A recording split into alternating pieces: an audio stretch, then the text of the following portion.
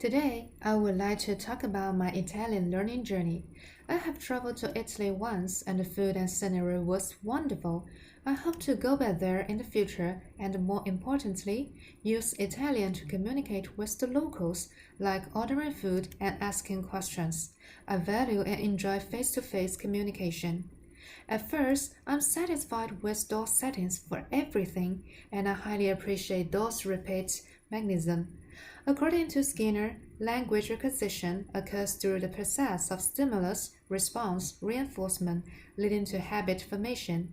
Indeed, in the case of learning a new word and not knowing what it means, I responded to the stimulus through trails, pictures, and sounds and was reinforced to remember the new word.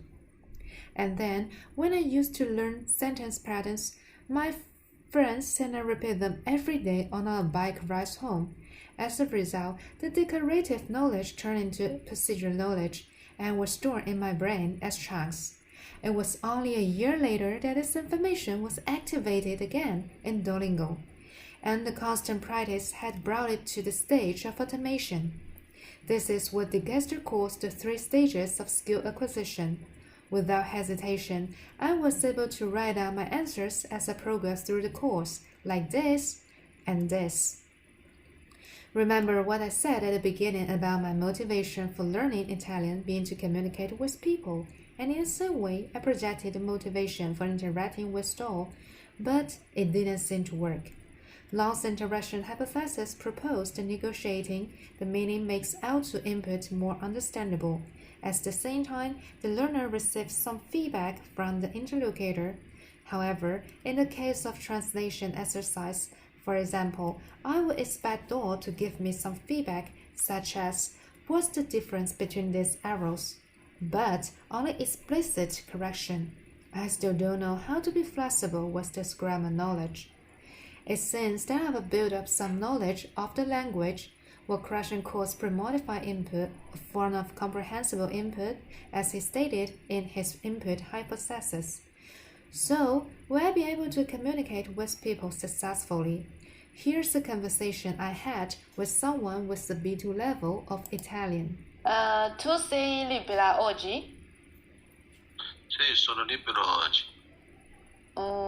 Io non sono di Milano, mi sono perso. Dov'è l'aeroporto? Ah, tu stai cercando aeroporto. È fuori di Milano, tu devi prendere l'autobus. Okay, sorry, what do you mean?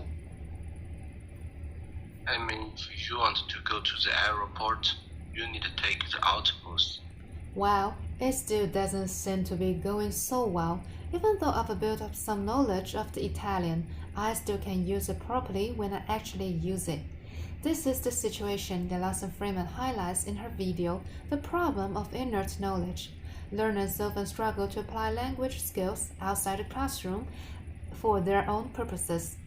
So, how to solve it? Well, Lawson Freeman suggests using language and interacting with people is one way to address this issue. Moreover, in Vygotsky's view, learning is seen as the appropriation of socially constructed knowledge and intermental activity, and Alice concluded this as an intrapersonal activity involved in the mental processing. Last but not least, according to Van Lever, learners are immersed in an environment that is full of potential meanings. These meanings become progressively more available as the learner interacts in and with this environment. I believe that language learning should not be limited to the reception stage, but should involve more interaction with people and the social environment. Learning from meaningful environments such as sites, skits, podcasts, etc., in order to continue to develop, perceive, and participate in society. So, that's my Italian learning journey, and thanks for listening. That's it.